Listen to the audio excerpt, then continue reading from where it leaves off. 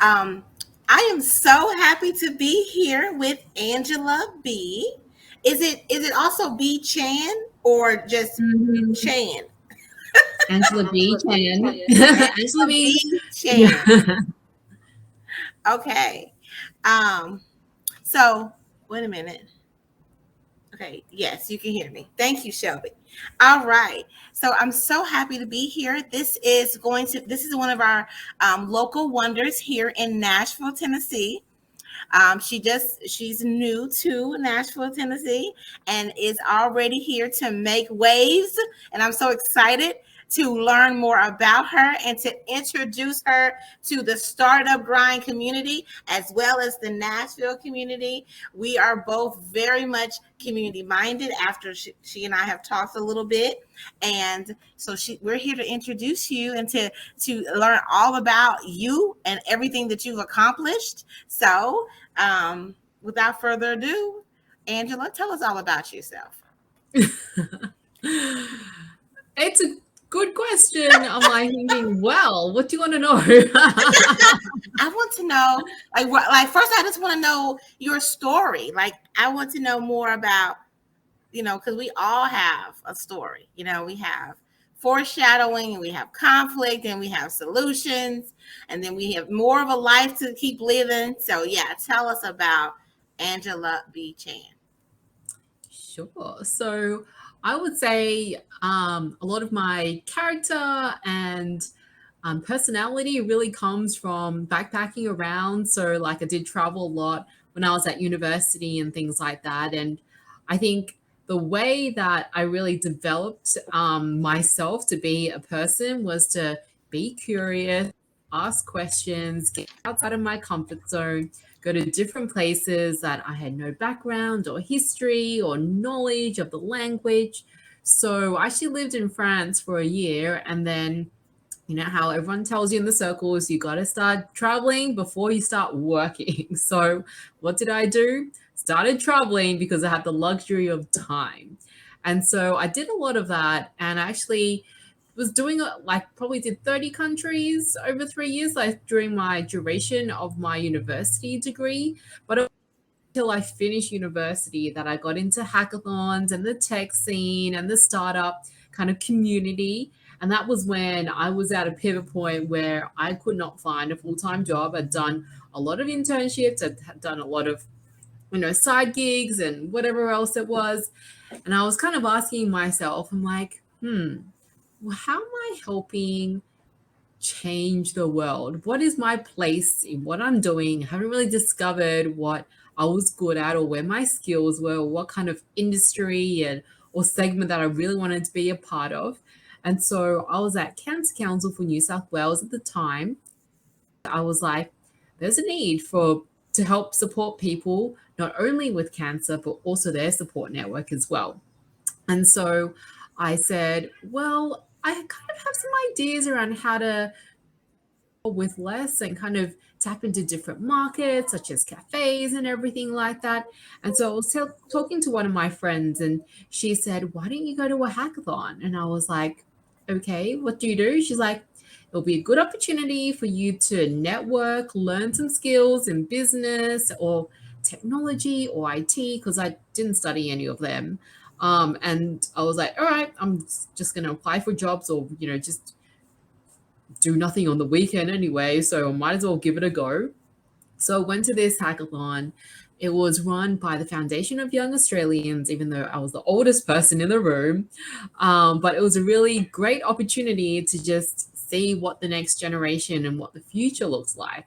Like I told you, I didn't study IT or technology and entrepreneurship or design or UX and UI. Like, none of that was part of the university courses or degrees that were, when I went to uni. So it was kind of like, oh, like there's something called artificial intelligence. Oh, people are building apps. I don't even know what an app is. I was like, what is a startup? Do you start something, or like is it part of baking? I'm slightly confused here. So I was thinking, geez, like what is going on? So I met all these people. They had founded businesses. So that's, startup is like a young business. I was like, oh, like I didn't know any business owners for that matter. And I was just like, these people are cool. And so I ended up pitching my idea. I put together a team, and we ended up winning the New South Wales division, which was awesome. And they sent us to Melbourne, which is another city. So I did the competition in Sydney. And then we are kind of like in this little van, and they were like driving us to the co-working space. And I was sitting next to two people. One guy was 11 years old at that time. And I was like, what did you do last weekend? And he's, I built games. And I was like, cool. What kind of games? He's like, I built games, for educational purposes, so people have fun whilst learning. And I was like, cool. And then I went to the other guy and I was like, so what did you do last weekend? And he was like, I was in LA and I was building an app to help drivers with their safety in the evening. And I was like, okay, I need to do something with my life because I am literally working at Target and a bookshop. So I need to get my shit, like, get my life sorted out here. So I was like, man, what is going on? And so that really triggered a lot of thoughts going, there is so much out there that I need to learn and maybe harness the exponential, like, the potential of technology and how that could help people. And so I kind of went in with open eyes, and like there was a girl on my team. Her dad was a software engineer, so he helped us a lot in the process, and she was doing design and everything. So I was just like, wow, we can build apps in like 2 days, not even a couple hours. We just speed it up, do a quick prototype, and you'll be fine, and just test it out with customers and understand what the real customer problems are. And I was like, oh, I was productive. And so I think throughout all this experience, I was like, maybe I should do more of these just to fast track my learning, get to know people. So I went back to my university and I was like, I found a hackathon that was run by the Programming Society. And I emailed them and I was like, I'm not at uni anymore. I didn't do IT. I didn't do anything. I did a Bachelor of Arts in Public Relations. Can I come? I went to a hackathon last week, but I feel like I need to come. And so I went to the hackathon. What happens in a hackathon is that you kind of go in, you just mingle, talk to people, and then you kind of pitch some ideas, and you kind of like, who can I gel with? How can we create something that's awesome in a 2-day period? Usually they're like 24 to 48 hours.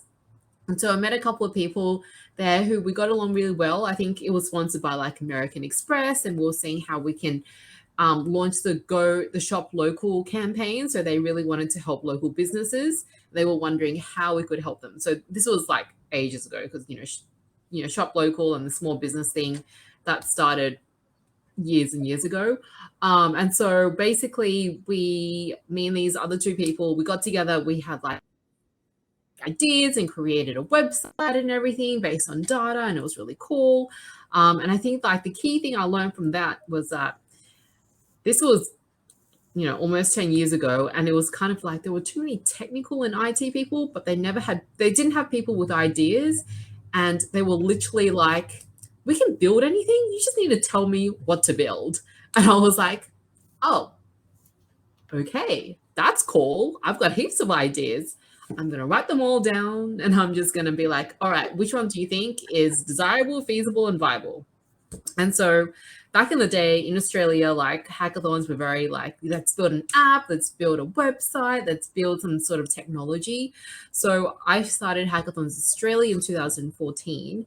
And opposite problem where we have a lot of business people in the room as well, because what people have realized is that you can't launch a business by simply having the technology itself. Understand the go-to-market channels, the business model, and all that kind of stuff. So when it comes to just like understanding, it was really interesting because I came to the US, like I was telling Erica, like 6 months ago, and I'm like, oh, everyone here is like hackathons, it's for young people and it's for more pro. I'm literally like, well, I finished my university degree. I know I was doing consulting, but like there's a lot in here for people who are experienced in the field, who actually have worked in the industry, who have worked in real life situations and know what needs to be done and the gaps in the market and the opportunities there are in the field. And so what I consequently did was I went to more hackathons because I really didn't know much about tech, and I was like, I need to know about this. And it's called free education. So I did a lot of that. So I went to as many hackathons as I did, and very similar to traveling. Like I went to 30 hackathons, probably more than that, in the span of like me working full time as well as going to hackathons on the weekends. So that's how I got to know a lot about my data, analytics, tables, languages, and all that kind of thing. I'm not a specialist when it comes to programming and being a developer, but I kind of know how everything works. So you kind of, everyone has their strengths working in a team environment. So that's how I kind of like built up Hackathons Australia. And then with COVID, a lot of people were wanting to tap into the talent in Australia. So it was kind of like a no-brainer. I just spent, I think, 3 weekends where I think the first weekend I was trying to figure out the business model side of things. The second weekend I was building the website. And the third weekend I was building the actual products that we were going to sell. So like during these really fast, rapid kind of like, all right, hackathons are a way to build a really quick prototype or prototype, test it with your customers, get feedback. Normally you pitch it to a panel of judges or sponsors that could potentially help further your career or help further your project or help you, be a mentor in the future. So I did that and now I'm here. So we have pivoted our business even more, but I think it's all around learning. So failing to learn, but whilst having fun learning. So it's always that ongoing cycle that, we are constant learners. So that's where I am right now. Okay, excellent. So you are the co-founder, correct, of Hackathon, or yes? Yeah, so I founded Hackathons Australia and then with a couple more people co-founded Hackathons International. So now we've got a good team. Like I've got someone in Vancouver who's now in Ecuador, and some people in Australia, and obviously I'm here. So it's just really interesting to kind of do things virtually. And I've never met one of my co-founders. I've got to be honest there. So yeah, in That's real life, and amazing. yeah, mm-hmm. Oh That's yeah. amazing. So, I think that one thing that you bring to the table is the knowledge of creating a team, and one that will be able to work and build different things. For example, to be a co-founder of this and have people all over the world that you've never met, but you all are you are able to get together and do this work together. A lot of that's hard. Like as entrepreneurs, startups as well, that's a skill set that is not common. So tell me how. It was hard. I have to just say that up front. So but how we started Hackathons Australia was that it started out as a Facebook group. And so basically, because I traveled quite a bit around Australia with work and I got to go to a lot of hackathons and I'd couple, so I traveled a little. So I knew people all around Australia and I kind of like literally went to every hackathon and I gave them a little sticker. I think it was like, a couple like $20 for like 100 stickers or 1,000 stickers, whatever it was. And I was just like, you need to join this Facebook group because we are passionate about making a difference. And so a lot of people on board, like it was a lot of manual work. And then I think like it's never an easy journey, you could say, because I think there was one weekend, 2 weeks before Christmas in 2014. One of my developers was like, I feel like you need a website because you're getting quite a few people on here. And I was like, good call. How are we going to make one? And then we're like, why don't we run a hackathon about that? So I created the event, Hacking Hackathons Australia. Within 2 hours, Women is 150 called people register. Hacking Hackathons Yeah. Australia. That's so Mm-hmm. cute. Okay. I know. So everyone was like, we want to be involved working spaces, and people be like, you can use our space. And I was like, yeah, that's cool. And I had like my other side hustle, which was like, I was like, I'm doing catering. So I did catering for a bit. So I was like, I'll cater it. It's all good. Um, so basically, it was kind of like, all right, we're doing this. Like something's happening. So I think throughout that experience, it was like, right, we have a market, we have people who are passionate. But the thing is that people had opinions as well. So everyone wanted like a board of, everyone wanted to be an advisor on a board. And I was like, y'all can't do that. Like, it was really like messed up because it was very community driven, and hackathons like are traditionally community driven. And I was like, obviously I don't know what I was doing at that stage. And so I had just too many opinions. And I think what I learned in that experience is that you need to understand what you want to get out of the business. And it doesn't Yes. have to be money. It's always around, personal growth. You want to improve your communication skills. Like I know through the hackathon things, I have had a lot of media opportunities. I got to speak on TED twice. So like there's a lot of other things that you might want to get out of it. And it changes within different stages of a business as well. So at the start, you're kind of like, hey, I want to have some leadership skills. Like, what is it like?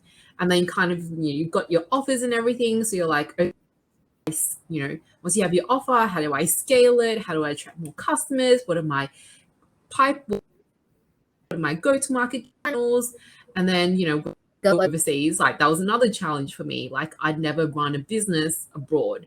And so from that perspective, that was my personal challenge that I was like, what is it like to manage a team around the world? Like how do we work with flexibility? How do we get to know each person individually? Even though we haven't met in person. And then now, like for us, we're pivoting our business to do something different. So now we're helping fast track recruitment with the use of hackathons. So that's interesting in the sense that we're going, all right, we're going to help manage your whole end-to-end recruiting process, but more from a diversity, inclusion, and sustainability standpoint. So those are things that you probably need to like understand and going, what are your values? Because my values are very clear. I want to make a difference on this world. And I love the work around sustainability and ensuring that we are achieving social equality as well. So we're just kind of going, okay, like how do we all manage each other's values? How do we Yes. align that with the gap in the market and also the strength and the skills that we have? So Mm. that's kind of like, and obviously, like, I've gone through at least 5 different teams or like founding, or people who have gone through the journey with me. And they've all contributed in great ways, and it's contributed to the growth of what we've done. But I think what you need to realize is that teams evolve over time. So think about how you also want to evolve your team as well. Like injecting new people is amazing. So like, we had one guy, our head of sales, and just having him in from a different perspective is totally valuable as well and changes the dynamics of the team. Yes. Okay, so you are saying so much great information. Let me just like recap some of this.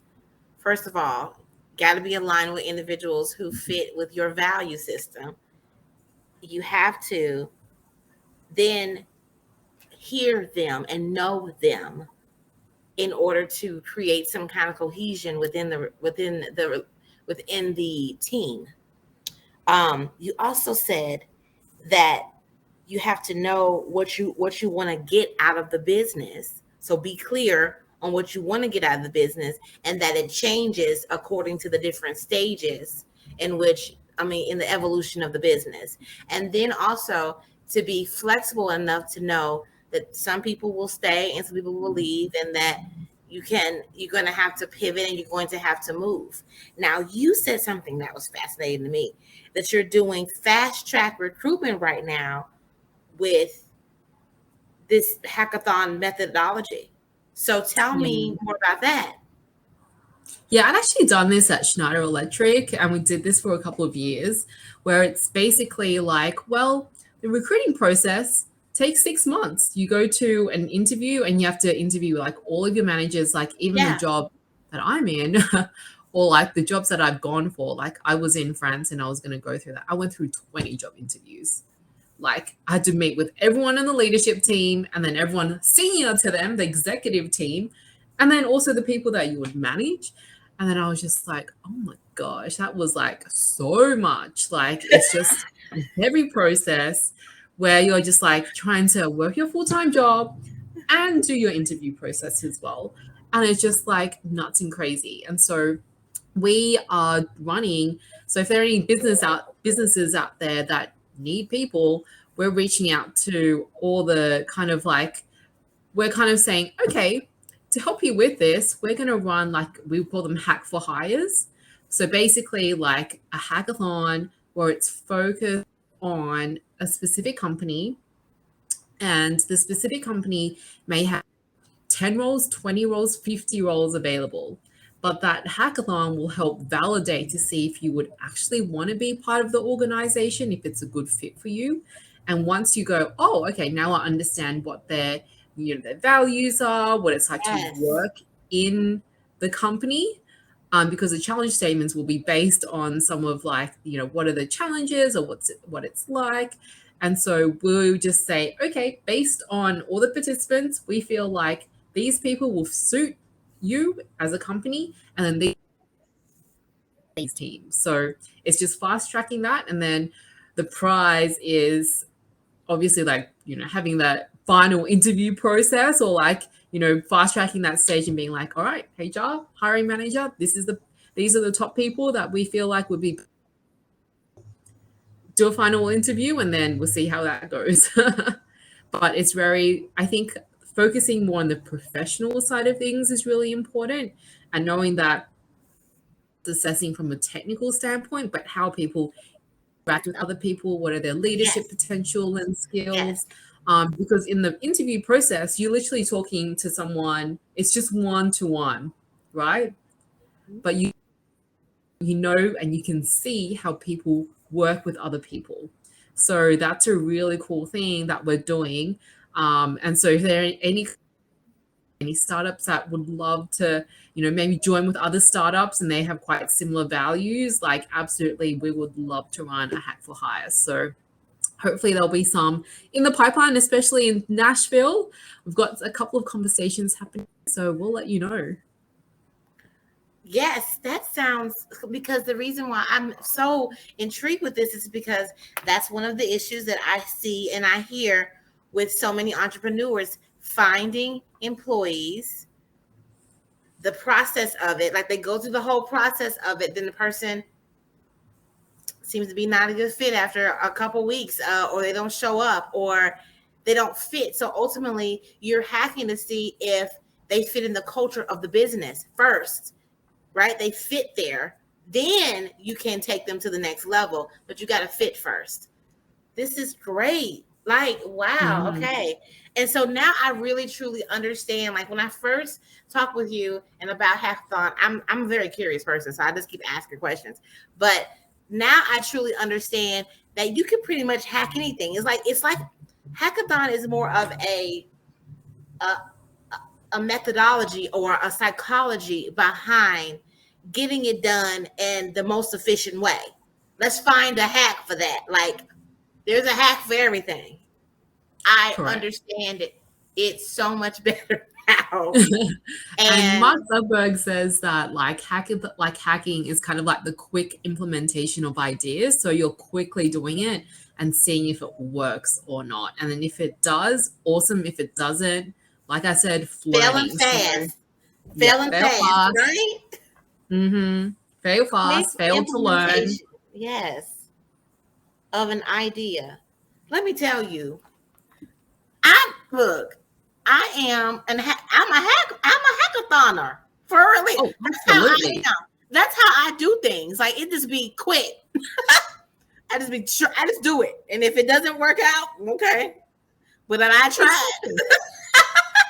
It And kind of that's goes it. Like my a lot of people philosophy don't is understand I that. call it try on to see if it fit. So it's very similar to that. Okay, great. Oh my goodness, this is so exciting. Now that Okay, you say so that, it's kind of like trying a dress on, right? You just yes, try it's it, like try it don't like on. it, next one. That's why I have the try on therapy and the try on sessions. Like, try it on, see if you like it. It's the same Mhm. thing. We need to talk about that. Anyway, okay. So you have just given so much information. I want to say something that was very important in your story. You said you were told to travel before working. That is not American. That's not American ideology. Get to work. Like, you have an internship while you are in college, and then you go work. So that seems to Nope. be so, wow. Like, that was amazing to hear. I think the key thing is that, like, I mean, a lot of people are told to just, like, just go to college and then go to work straight away. I think in Australia, it's mostly like, you finish school, go to uni, then travel and then work. Most people do that. So it is part of like how we do That's things. And then beautiful, also, though. Like, I wish I had that opportunity, because mm, now with Americans, we go straight to work, then you go through many jobs right now, just try to find the right one for you because they didn't hack it first. Then then you retire, and you travel, but you owe. And let me not stop. You still got a little bit of life, but it'd be better if you had went and had a blast, right? Moving around. I'm so happy you said that. That is going to help me to know how to guide my daughter. She's going to go explore and investigate. And it's then it so makes you valuable. curious.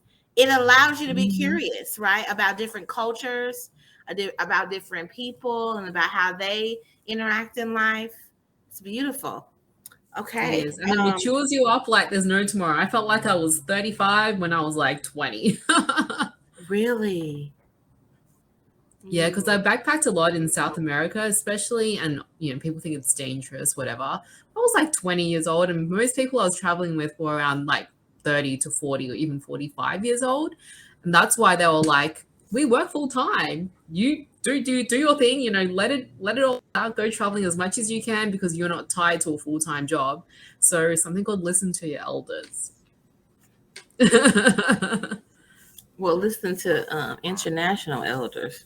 'Cause the elders here, I mean,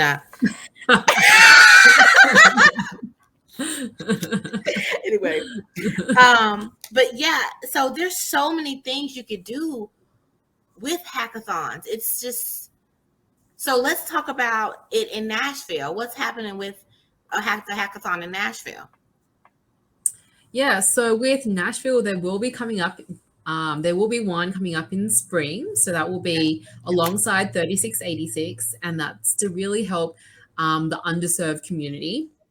It's in partnership with Meharry Medical College, which will be amazing because they will be launching what they call Resilience Seed, and that's to help the underserved community. So I think that's a really great opportunity for any entrepreneurs who have any ideas in that space, or want to move their startup forward to come to the hackathon, see if you can build and then if you do wish to move forward, there's an incubator program to help support you.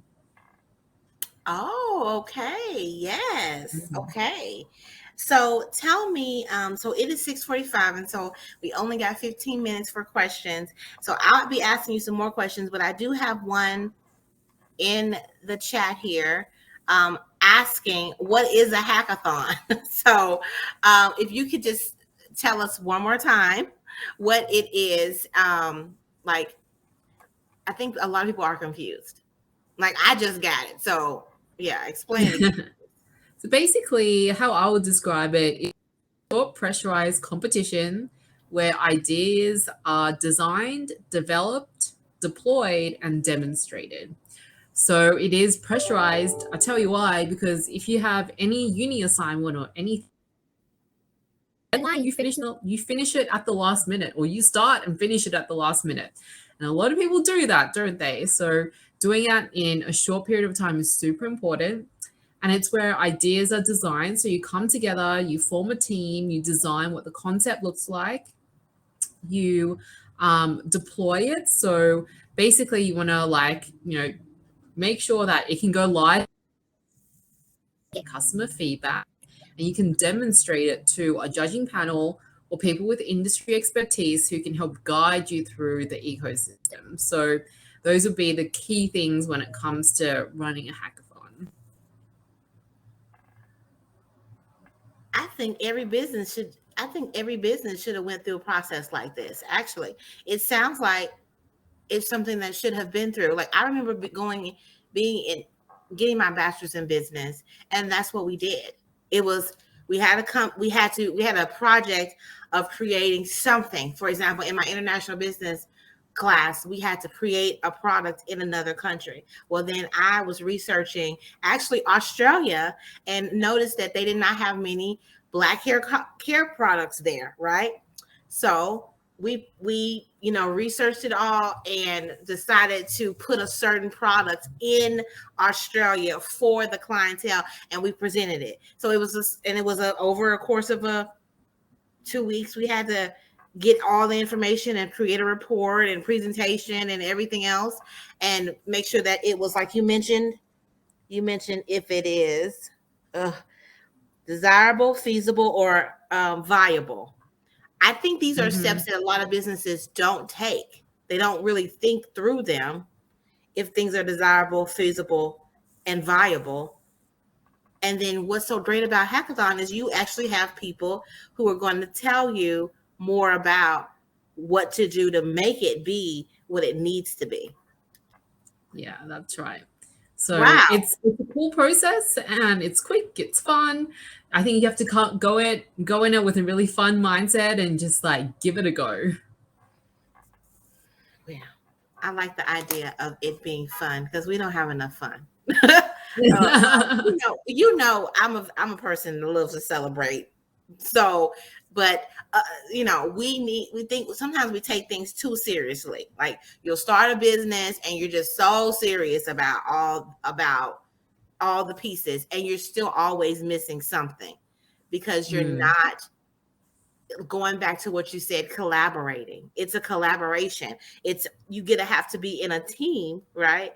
And then you also have to know the skill set of the people in the team quickly, then go through the motions of creating the idea and demonstrating the idea. Hmm. Amazing. I So in a love it. hackathon, you've got three different types of people. You have your hustler, your hipster, and your hacker. So your hustler being the business person, the hipster being more the person who designs the customer experience, so the creative person. And you have the hacker, which is more the technical person, the person who likes to build things and break things and problem solve. So like the three align to the desirability, feasibility, and viability side of things. So by having these three people in your team, that's when you're like, oh crap, like I can learn from each one, like each person in the team. And that's how I learned about finance. That's how I learned about project management. That's how I learned about, software and like different languages. Cause I didn't do any of that at uni. So I was like, oh, now I know what it's like. Cause I've worked alongside these people and I ask questions and see how they think and bring people together. I have to reiterate that. You got to have a hustler, a hipster, and a hacker on the team. Are you all hearing this? If you don't have these pieces, you don't have a winning team. You don't have a team that's going to get you to actually create something that's going to be something that's a legacy that's going to continue to be there, and be viable in the ecosystem. Wow, that's great.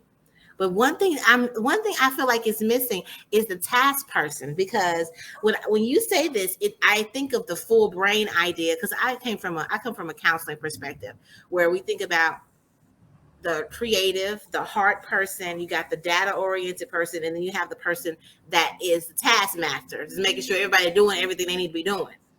That's who I am. I'm the one that's okay. What are we doing? Okay, let's organize it. Okay, you need to do this, you need to do this, you need to do this, and moving it, pushing it. So Hmm. I don't need. We need another H. Yeah, I think I had a We got H, but I forgot what the it hipster, was. the hacker. I had another H, but I'll have to send it to you because it's in my toolkit. I was like, I could get that, but it's It's definitely another like one. a You kept project telling manager me. is important. Maybe that's the helper.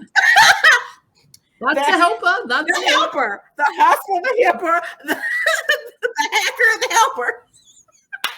That's it. Oh, the helpmate. The helpmate. There we go. Anyway. But that's super important because like that keeps everyone on track. Yes, because we need that person. Yeah. Like, I mean, every team that I've Yeah. been on, you need the person that's going to keep everybody going and keep everybody moving. And because the creative person will keep coming up with ideas. Okay. The hacker person is just sitting around trying to figure out, okay, so what are we doing? Like we need, come on with the information. And the hipster is gonna, design and make it look all pretty and everything. Okay, yes. I like that. It's a great way to see it, a great way to think it through and ask people, even business owners, do you have these parts of your business? Like who are you in your business? Which role are you playing? And then are there people in your business that's allowing you to have play your role on the team, or are you trying to do all the pieces and certain pieces are falling short because that's not your skill set? Mm-hmm. Wow, I'm so happy we were able to talk and get a better understanding of this. I feel like we made with this interview, I feel like we can get more people in the Nashville area to understand what's happening.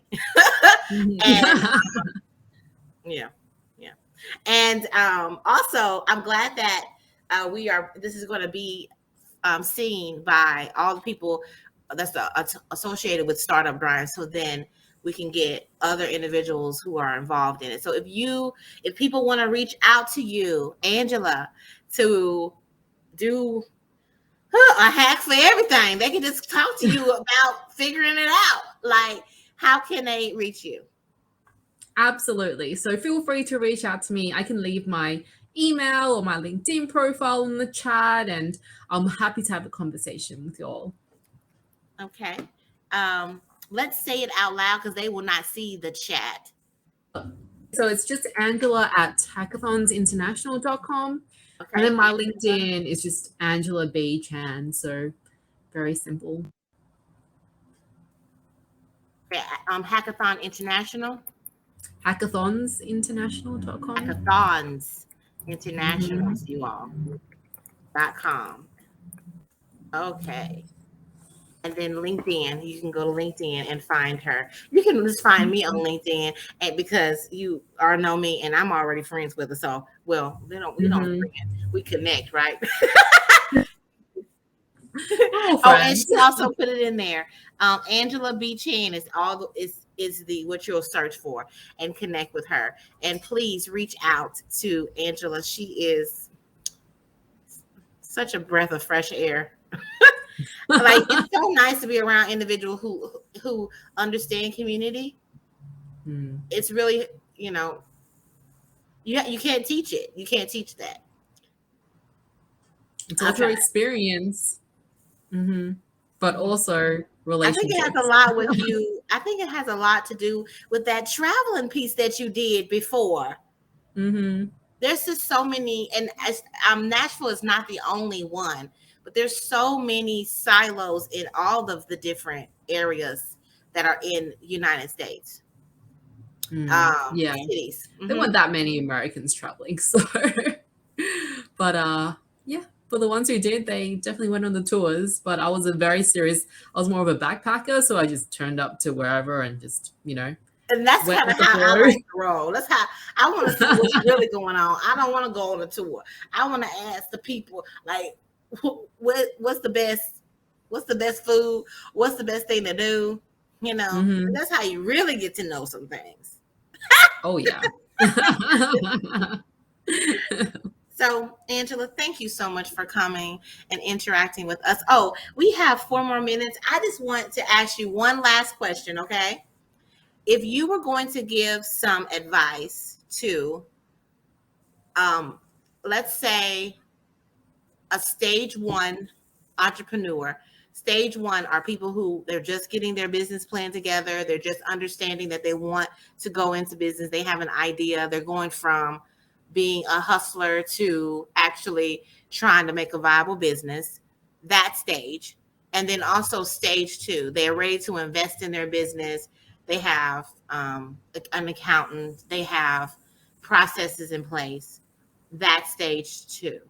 So, what would Mhm. that be advice for those two stages?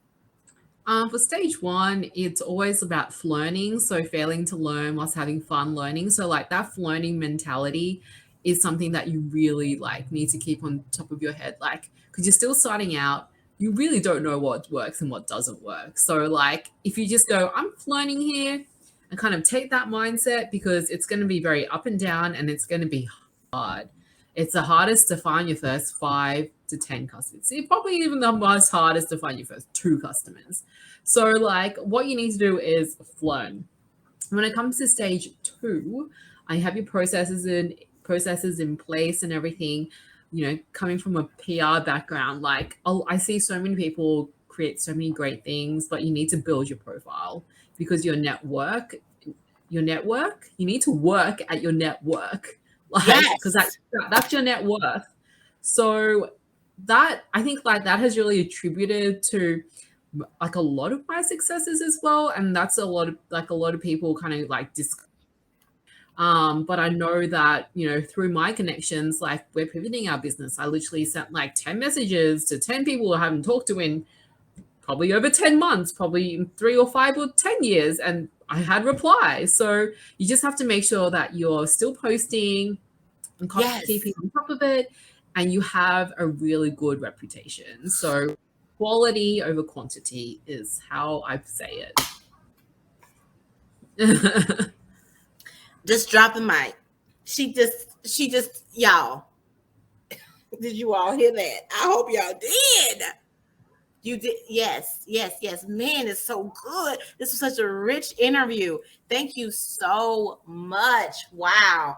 I feel, I feel very nourished by this interview with you, and I hope that it translates to other people as well. So, thank you so much, Angela. Thank you so much, Erica, for your energy and passion. I got, that's my thing. I love this kind of thing. Mhm. Okay. And Shelby said, thank you. I hope that, Shelby, you got what you needed from understanding what hackathons are. I know you probably can, like, if you're like me, I'm a creative. I can think of 15 ways in which I can enlist Angela to help me hack something. Because listen, I didn't even know I'm a hacker.